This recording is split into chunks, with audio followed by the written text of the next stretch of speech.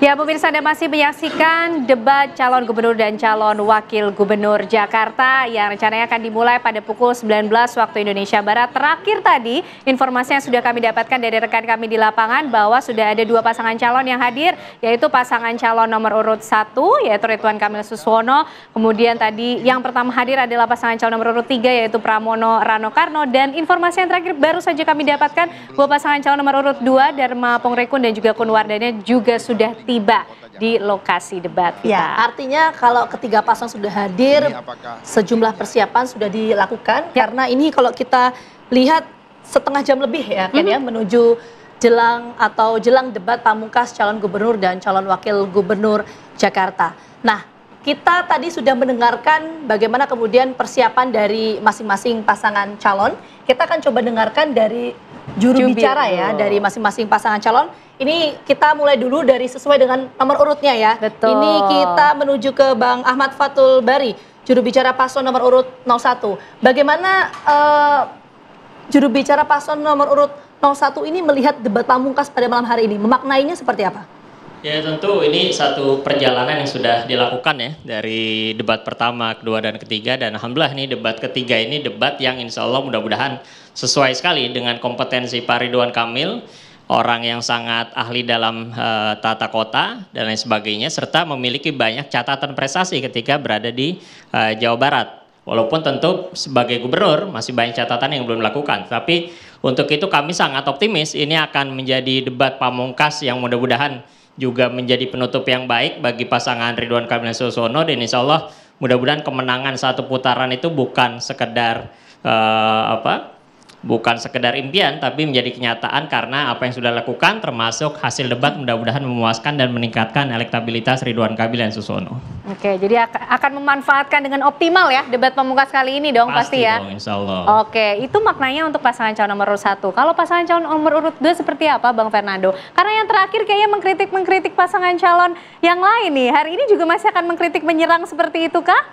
Kita bukan mengkritik sebenarnya, memberi masukan ya kepada masyarakat. Jangan nanti salah memilih pemimpin, ujungnya rugi 5 tahun. Ya. Karena kalau tadi dari 01 bilang masalah Bang Ridwan yang punya pengalaman membangun Jawa Barat, kalau Pak Dharma bukan hanya kelasnya lokal, ya, dia udah internasional. Ya. Makanya dia dipercaya sebagai wakil BSSN. Bayangkan seorang jenderal bintang 3, lulusan ini ya terbaik di Akpol, ya, mendapat Adi Makayasa, dia mau turun ke masyarakat, terjun langsung. Hari ini dia akan membeberkan bagaimana sebenarnya politik global sudah masuk ke Indonesia. Dan di sini juga akan saya bukakan nanti, ya, supaya menggugah masyarakat Jakarta. Lagi-lagi apa yang dikatakan Pak Dharma dalam debat pertama, kedua, itu mungkin akan terjadi pada awal tahun depan. Ya, jadi kami punya data terhadap itu, dan saya akan bukakan di sini nanti. Ya, di sesi terakhir ini kami akan membuka ke masyarakat. Ayo, Anda jangan salah memilih, kasihan nanti. Ya, apalagi kaum milenial dan Gen Z. Karena pemilih Jakarta tuh hampir 50% tuh milenial dan Gen Z. Kalau salah memilih pemimpin, lagi-lagi sekarang ini pengangguran itu di Jakarta hampir 360.000 orang. Ya. Jadi jangan memilih pemimpin hanya karena ya kelihatan pintar ini ya, gimmick-gimmick. Karena yang langsung terjun ke masyarakat tuh saya mendampingi beliau itu Pak Dharma, panas-panasan. Bayangkan aja. Ya, begitu Mbak. Jadi itu yang ingin ditekankan ya. Kita menuju ke Bang Ciko dulu. Bang Ciko, kalau debat pamungkas ini kasih semangat dulu dong. Oke.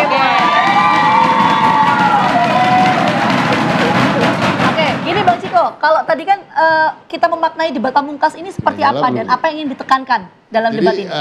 Bagi kami memaknainya ini sebagai suatu kesempatan yang baik sekali untuk kembali menyampaikan visi dan misi dan gagasan terkait dengan temanya tentunya kepada publik. Dan ini kan kesempatan hanya diberikan 3 kali, ini debat ketiga untuk bisa tampil di televisi, bahkan bukan hanya untuk masyarakat Jakarta yang menonton, tapi juga seluruh Indonesia ya.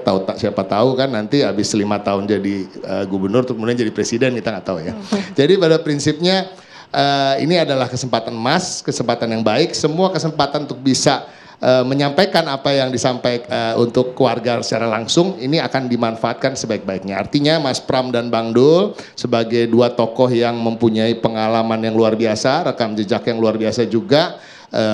Secara elektoral juga Mas Pram adalah orang yang menangan. Kalau kita tahu dia 4 kali terpilih jadi anggota DPR RI, kemudian sekarang maju sebagai calon gubernur, dan kalau pengalamannya di pemerintahan juga saya rasa dibandingkan dengan sosok-sosok lain yang maju di pilkada ini ya agak-agak lebih di atas lah gitu ya, kira-kira sebagai Menteri Sekretaris Kabinet sebagai 10 tahun. Begitu juga Bang Dul.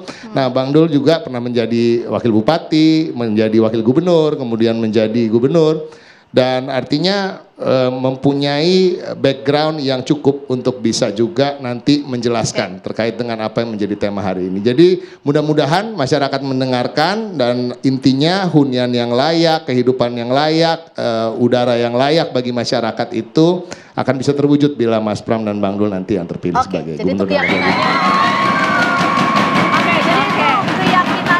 Dari background masing-masing pasangan calon, tapi yang mau kita bahas di segmen ini adalah kalau kita bicara soal tema debat kan tata kota dan juga perubahan iklim. Kita akan menuju ke Prof.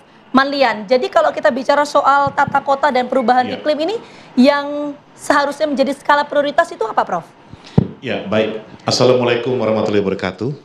Jadi urusan tata kota dan juga iklim, pusat layanan pemerintah daerah bukan cuma lingkungan dan kotanya, tetapi human systemnya itu menjadi penting. Karena manusia, human system di kota akan menjadi penyelenggara suatu kota. Nah, itu yang pertama. Nah, yang kedua, jangan lupa ketika menata kota, menata lingkungan, ada juga instrumen kebijakan. Ya, Jakarta dengan daerah khusus Jakarta nanti coba kami gali dari segi kebijakan. Dan yang ketiga, harapannya adalah ini kan adalah debat pamungkas. Kita belajar debat pertama, debat kedua, debat ketiga. Nah, jadi yang kami harapkan adalah straightforward action langsung. Nanti kita mau dengar juga, saya mau gali lagi dari ketiga juru bicara ini apa sebenarnya konkretnya dalam rangka merespon menata kota dan merespon perubahan iklim. Mungkin itu Ken dan Vita. Oke, itu dari Prof. Manlian. Kalau Pak Cecep melihatnya, isu-isu apa sih Pak Cecep yang sekiranya perlu dikedepankan oleh para pasangan calon untuk menyampaikan visi misi mereka nanti sekaligus memperdalam program kerja mereka untuk debat pamungkas ini? Oke, jadi seperti kita tahu malam ini kita akan bahas tentang tata kota dan perubahan iklim. Ya. Tentu saja yang bisa kita gali lebih lanjut adalah tentu kan ada 6 topik di bawahnya, 6 subtema. Nah, bagaimana kemudian apa sih yang jadi persoalan Jakarta? Apakah masalah banjir, masalah lingkungan, masalah emisi dan seterusnya. Nah, ini yang harusnya nanti ya para pasangan calon gubernur dan calon wakil gubernur itu bisa kemudian menyampaikan. Oke, memang kalau kita baca telisik lebih jauh dari visi misi sebagian sudah ada tuh. Tapi kemudian bagaimana kemudian mereka bisa menurunkan visi misi itu ke dalam rangkaian teknis setelahnya dengan kebijakan dan seterusnya. Dan ingat ya, ini Jakarta yang karakteristik votersnya, pemilihnya berbeda dengan daerah lain. Di mana kemudian saya kira dengan sebagian besar karakteristik masyarakat pemilih yang rasional, itu debat pamungkas malam ini itu bisa sebenarnya mempengaruhi ya pilihan yang akan mereka pilih 1 pekan ke depan.